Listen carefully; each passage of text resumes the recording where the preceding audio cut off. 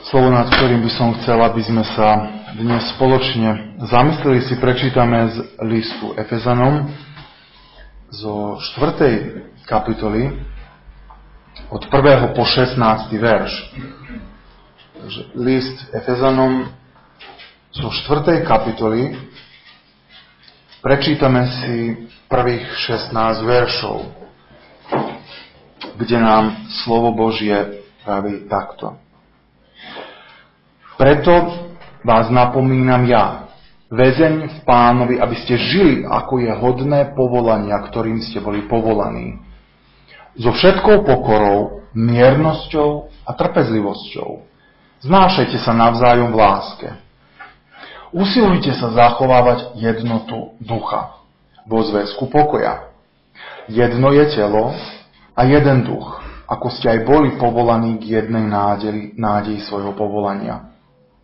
Jeden je Pán, jedna viera, jeden krst, jeden Boh a Otec všetkých, ktorý je nad všetkými, skrze všetkých a vo všetkých. Každému z nás však bola daná milosť podľa miery Kristovho daru. Preto je povedané, keď vystúpil na výšiny, zajal zajacov a ľuďom dal dary. A čo iné znamená vystúpiť? Vystúpil ako, že aj zostúpil do nižších častí zeme. Ten, čo zostúpil, je ten istý, čo aj vystúpil nad všetky nebesá, aby všetko naplnil. A on ustanovil jedných za apoštolov, iných zasa za prorokov a iných za ohlasovateľov evanjelia. Iných ustanovil za pastierov a učiteľov, aby pripravili svätých na dielo služby, na budovanie Kristovho tela, až kým všetci nedospejeme k jednote viery a poznania Božieho Syna, v dokonalého človeka, ktorého mierou dospelosti je plnosť Krista. Aby sme už neboli nedospelí, sem tam hádzaní a zmietaní závanom hociakého učenia, ľudskou úskočnosťou, chytráctvom a lstivým zvádzaním na blud. Buďme pravdiví v láske, aby sme vo všetkom dorástli v Krista. On je hlava. Z neho rastie celé telo, pevne spojené, vzájomne sa podporujúcimi klbmi a buduje sa v láske podľa toho, ako je dané v každej časti. Toľko prečítané zo slova.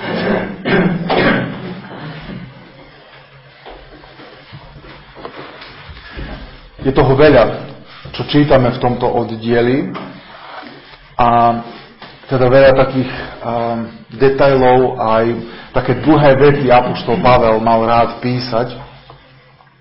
A cieľ vlastne nie len týchto slov, ale aj celej tejto epištoly, celého tohto listu je, že by poukázal veriacím v Efeze, ako by cirkev mala vyzerať. A nie len im, ale aj nám dnes.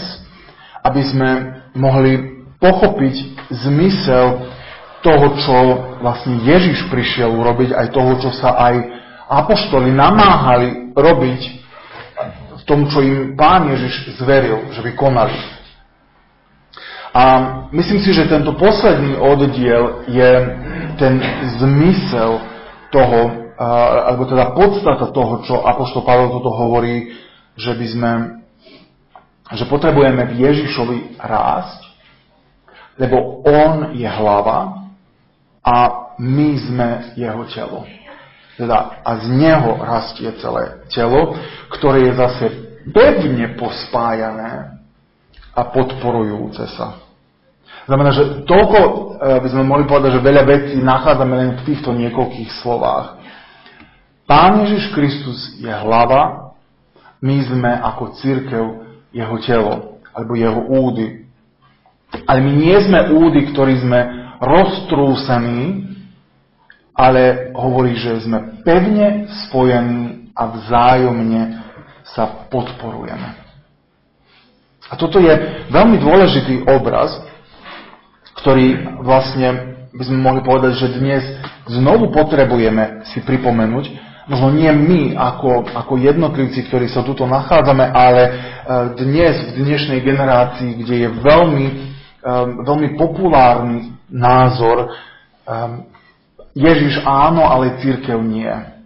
Ja verím v Ježiša, ale ja nepotrebujem cirkev. Ja nepotrebujem ďalších ľudí, že by som sa stretával, lebo a tam môže byť potom mnoho ďalších dôvodov. Tuto je vlastne poukázané, že tí, ktorí sú v Ježišovi Kristovi, tí, ktorí patria jemu, ktorí sú súčasťou jeho tela, my sme všetci spojení, ale na taký spôsob, ktorý nevieme ani pochopiť celkom. Ale všetko to vlastne, ten základ toho, čo nás buduje, čo nás spája, s čím podporujeme jeden druhého, hovorí, že to je láska. Buduje sa v láske. Mohli by sme povedať, že tieto slová, ktoré tuto apoštol Pavel povedal, sú v istom zmysle takým vrcholom toho, čo aj v tomto liste sa snaží poukázať. A chce poukázať aj kresťanom v Efeze, chce ich vyzvať k tomu, že by preskúmali svoje srdcia, aby preskúmali svoje životy a že by žili takým spôsobom, ktorým vlastne budú oslávia Pána v svojom živote. On to hovorí, že žite hodne svojho požehnania, svojho povolania, hovorí, aby ste žili, ako je hodné povolania, ktorým ste boli povolaní. My sme povolaní, aby sme boli deťmi Božími, aby sme boli súčasťou Božieho národu. A vtedy, keď sa odvoláme a povieme, áno, Pane, chcem byť tvojim následovníkom, chcem byť tvojim dieťaťom, chcem patriť tebe, musíme si uvedomiť, že spolu s tým prichádzajú aj určité povinnosti, ktoré sa od nás očakávajú. Tak ako aj v každej krajine, ktorejkoľvek by sme žili, my potrebujeme žiť podľa zákonov, ktoré platia v tej krajine. A tak vlastne aj v kráľovstve nebeskom, ktoré nemá možno hranice, tak ako krajiny majú hranice, ale je to vlastne priestor, je to miesto, kde vládne Boh. A tým pádom vlastne je to miesto, kde vládne aj Božie slovo, Božie zákonitosti. A my potrebujeme vlastne si tieto veci uvedomovať. Preto aj Pán Ježiš, keď vyučoval ľudí, on rozprával v podobenstvách a mnohé z tých podobenstiev začínali so slovami a kráľovstvo nebeské sa podobá a potom dával rôzne obrazy. Prečo to robil? Aby nám poukázal, aj poslucháčom vtedy, ale aj nám dnes, aby nám poukázal na to, ako funguje kráľovstvo nebeského, do ktorého on prišiel povolať ľudí. A preto my nemôžeme povedať, Ježiš áno, ale cirkev nie. Lebo Pán Ježiš sám povedal, že tým, že budete sa milovať navzájom, budú vedieť, budú poznať, že ste moji učeníci. Ale ak ja nikoho iného veriaceho nestretnem, ak nikdy neslúžim niekomu, ak nepreukazujem lásku, tak ja neplním prikázanie Božie. Ja nežijem podľa toho, čo Pán Ježiš... Ja nežijem hodne svojho povolania. Lebo si hovorím, dobre, Pane, teba áno, ale tam tých ľudí nemyslím. Ani vidieť nemusím, ani trpieť. Ty mi stačíš. Pán Ježiš naozaj mohol to urobiť na ten spôsob, že by sme boli každý osobitne, že by sme proste žili ja s mojím Pánom a to je všetko. Ale Pán schválne to tak zriadil, že vytvoril cirkev ako miesto, v ktorom cirkev nie je miesto, vlastne budova. Však to veľakrát sme si to zopakovali, že cirkev nie je budova. Cirkev to sme my, to sú ľudia. Tí, ktorí patria Ježišovi Kristovi, tí, ktorí sa schádzajú v jeho mene, oni sú cirkev. My sme cirkev. Tak vlastne, keď sme pozvaní, povolaní, aby sme boli v cirkvi, to nie je len o tom, že ja idem na nejaké miesto a že by som si tam odsedel hodinu, dve a potom idem domov, ako keby sa nič nestalo. To o tom nie je cirkev. Cirkev je veľmi úzko spätá so spoločenstvom, ktoré sa spomína, ktorá hovorí o vzájomnom vzťahu. Spoločenstvo sami prepoznávame, že spoločenstvo je niečo, čo sa deje mimo bohoslužby. Kde sme spolu a zdieľame sa, rozprávame sa. Môže tam byť aj piesne, ktorými oslavujeme Pána. Samozrejme. Ale je tam proste taká interakcia medzi nami. A my sme vlastne na takéto pozvaní, aby sme žili pre Pána, aj s Pánom, že by sme kráčali, ale že aby sme kráčali aj s bratmi a so sestrami. Ja som rád, že v našom zbore asi nemáme s týmto problém. A že máme radosť aj z toho, keď máme aj spoločné chvíle, keď máme napríklad príležitosť mať aj spoločný obed, alebo keď sme mávali aj spoločné akcie, že to boli dobré chvíle, kedy sme trávili spolu a to bolo to spoločenstvo, o ktorom som teraz hovoril, že aj slúžime jeden druhému. Ale aké je smutné, keď vlastne keby sme boli zbor, v ktorom sa nikto s nikým nerozpráva, alebo sme možno aj zvadení. A potom, ako sa povie amen, hneď hľadíme, či sa prevalia, všetci rýchlo vychádzajú, chcú ísť von. Tam je ťažko budovať nejaký vzťah, alebo aby sme vlastne žili ako podľa svojho povolania v tom, že by sme sa milovali navzájom, že by sme slúžili jeden druhému. Apoštol Pavel hovorí, že čo patrí do toho povolania, ktorým sme boli povolaní. On hovorí, že aby sme so všetkou pokorou, miernosťou, trpezlivosťou, aby sme sa znášali navzájom v láske. Usilujte sa zachovávať jednotu ducha vo zväzku pokoja. Ak sa ja nikdy nestretávam s ľuďmi, tak ja nemusím cvičiť trpezlivosť, že? Nevidíme sa, aj to je to. Ale keď dlhšie trávime chvíle s niekým, tak už potom si začnem všímať veci, ktoré sa mi nepáčia aj na tom druhom. Potom môže vzniknúť aj nejaký konflikt, nejaká vada. A toho sme sa zažili veľa v našom živote. So všetkými ľuďmi, asi ktoré poznáme, ktorí sú v našom živote, sme mali aspoň napätie, alebo možno nejaké, alebo možno aj veľkú hádku.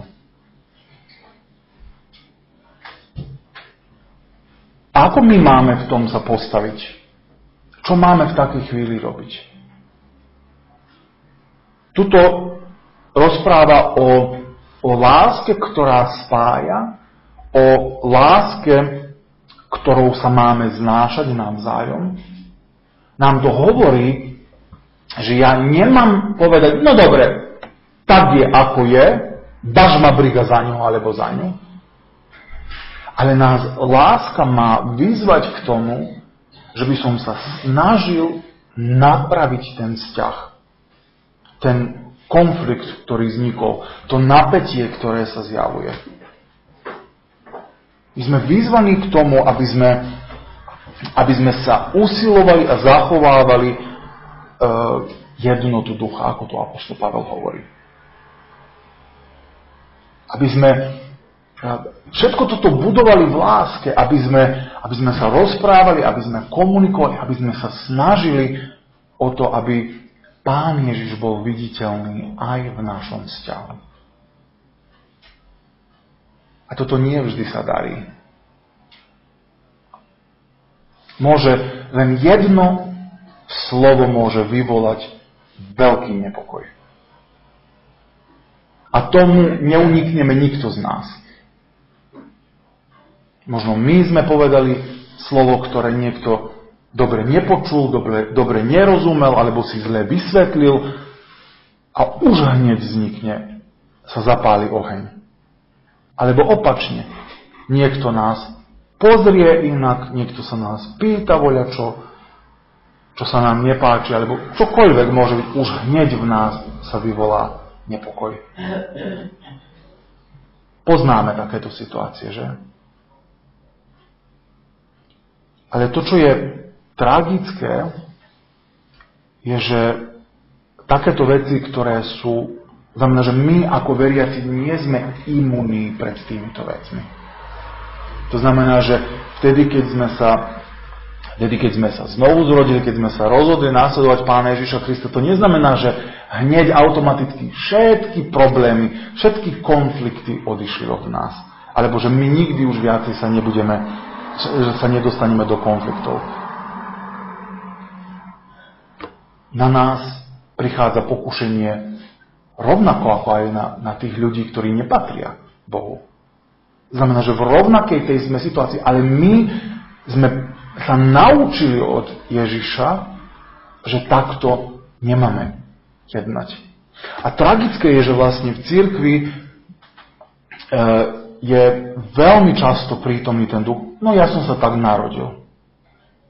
Že možno som citlivejší, alebo že sa možno rozhnevám ľahko, alebo že proste ja som sa tak narodil, alebo ma príjmi takého, aký som, alebo čo ti ja môžem urobiť.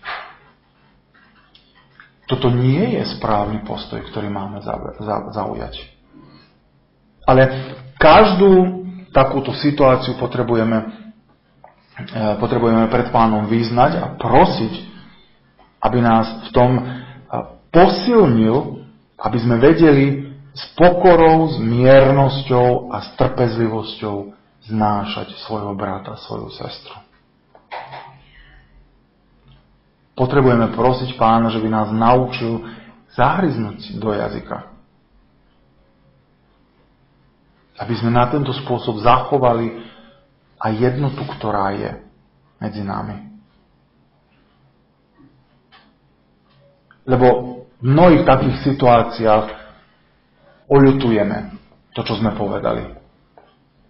Ako to niekto povedal, veľa slov som oľutoval, ktoré som povedal, ale nikdy som neoľutoval to, že som slovo nepovedal, že som niektoré slovo prečušal.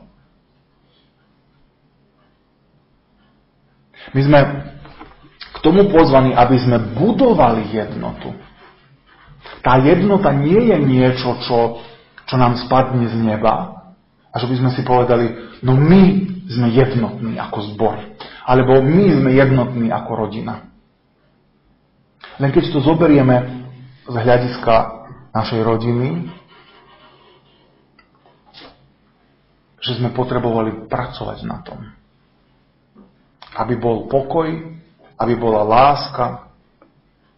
Je to tvrdá práca veľakrát. Najmä v manželstve, keď deti si môžeme, tak povieme, že deti sa ľahko v úvodzovkách vychovajú do toho poriadku, ktorý už existuje v rodine. Ale je to zaujímavé, keď dvaja proste vstúpia do manželstva, že to obdobie prvé je, v ktorom sa brúsia. Lebo jeden má jedné túžby, druhý má druhé túžby, alebo rôzne názory, alebo rôzne myšlienky.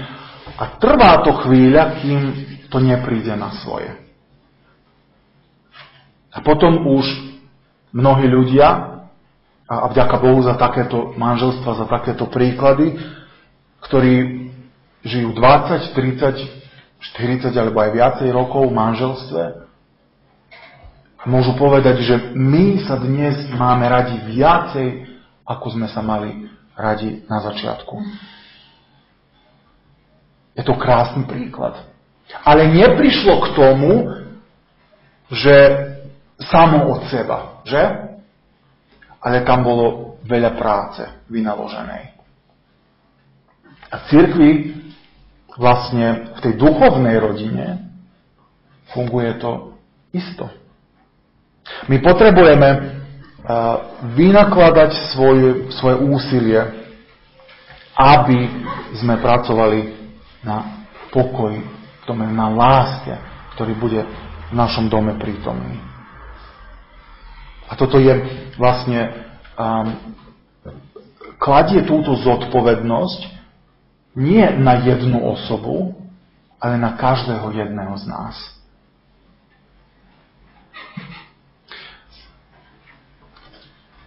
My sme teda nazvaní telom Kristovým, ale predsa len je to jedno telo, ktoré nie je rozdelené.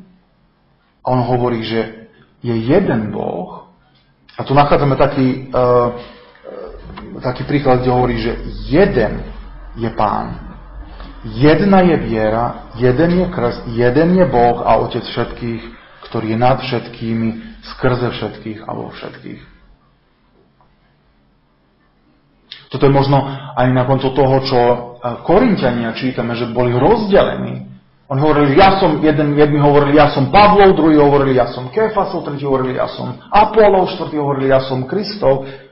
Ale apoštol Pavel im hovorí, ale my patríme jednému Pánovi. Nemáme sa rozdeľovať na takýto spôsob, že každý ťahá na svoju stranu. Lebo keď každý ťahá na svoju stranu, tak kam prídeme? Nikam, zostaneme stáť na mieste. Ale ak všetci ťaháme na tú istú stranu za Pánom Ježišom Kristom, vtedy môžeme v Božom mene prísť ku cieľu. Prísť ďaleko od toho miesta, na ktorom sa nachádzame dnes. Bez ohľadu, že sme mnohí, že sme teda mnohé údy, my sme jeden ľud. Lebo patríme jednému Pánovi. A sme spojení v tej jednej viere skrze jeden krst. Lebo sme všetci pokrstení v Boha. My sme v ňom, nepatríme v človekovi, v tom zmysle je tu použité.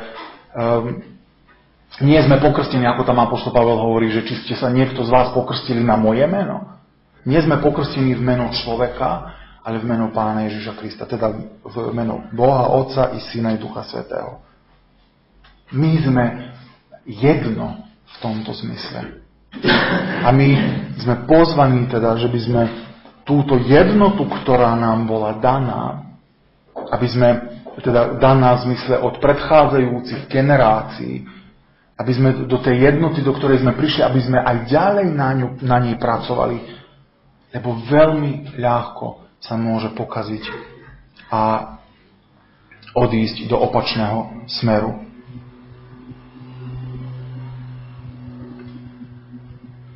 Ježiš, ktorý je tuto opísaný ako ten, ktorý zostúpil,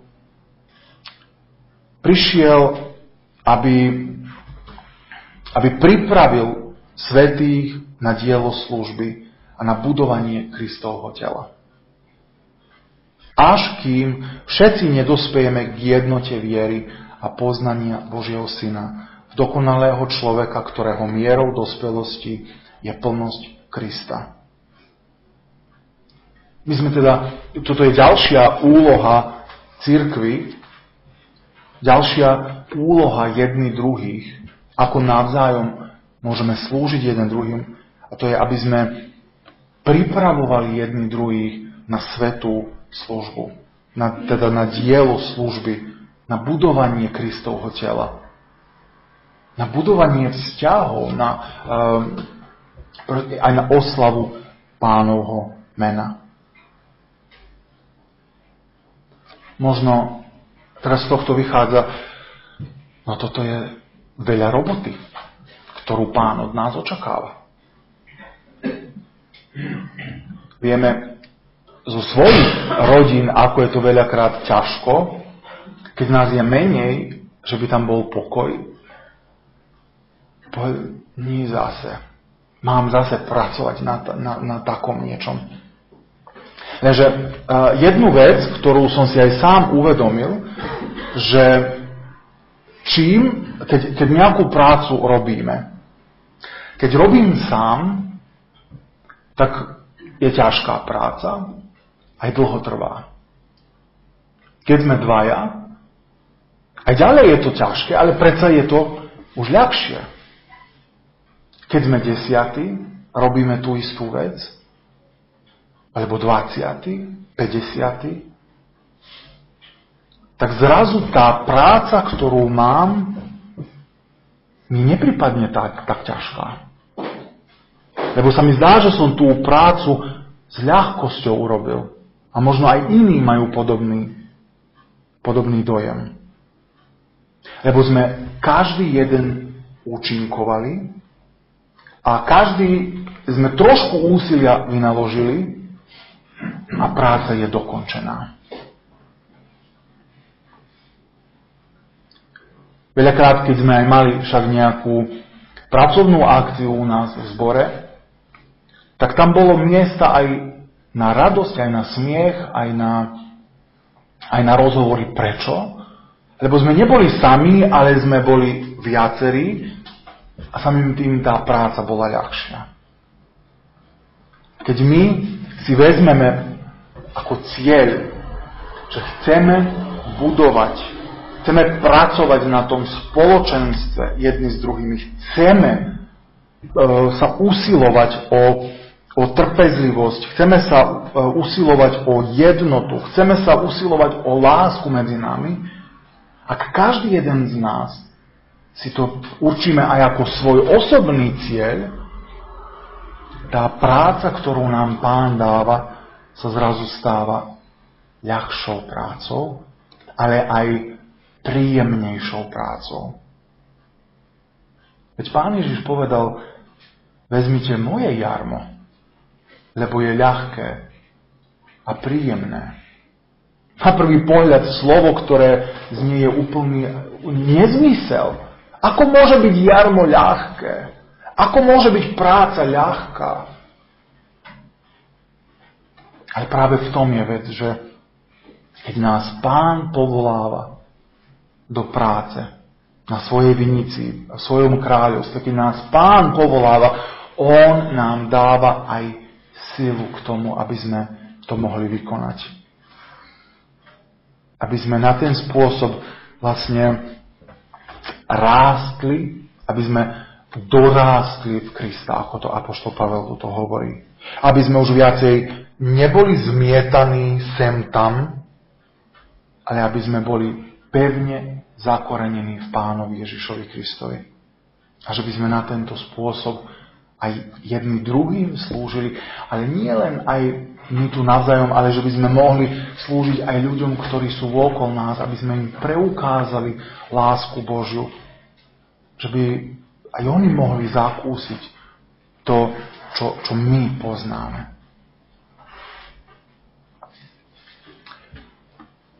V týchto slovách, ktoré apoštol Pavel píše do Efezu, povzbudzuje vlastne nielen ich, ale povzbudzuje aj nás dnes. Aby sme si uvedomili, že patríme do niečoho väčšieho. Možno nám je smutno, keď si vlastne aj pozrieme, že je nás tu málo. Je z toho smutno, ale zase na druhej strane sa môžeme radovať s tými, ktorí poznajú Pána Ježiša Krista, že sa môžeme radovať s bratmi, so sestrami. Ale zároveň, ktorí sú tu, ktorých máme. Aby sme neplakali kvôli tým, ktorých nemáme. Ale aby sme Pánovi ďakovali a že by sme oslavovali Pána za tých, ktorých máme. Ale zároveň, že by sme si uvedomili, že nie len my patríme Kristovi, ale že vo svete je veľmi veľa tých, ktorí spolu s nami budujeme toto Kristovo telo, to Božie kráľovstvo tuto na zemi. A že by sme vlastne neochabovali v tejto práci, ale aby sme dovolili, že by nás Pán posilňoval na každý deň, aby sme mohli zotrvať, aby sme mohli pevne stáť, a že by sme mohli byť príkladom aj pre ľudí okolo nás, aby mohli Ježiša Krista vidieť v nás osobne, ale že by mohli ho vidieť aj pocítiť, aj prežiť aj v našom zbore. Nech Pán nám v tom pomáha, aby sme mohli každý deň žiť len pre Pána cirkvi. Pre toho, ktorý je nazvaný hlavou cirkvi, pre Pána Ježiša Krista, a nebudeme zahambení. Amen.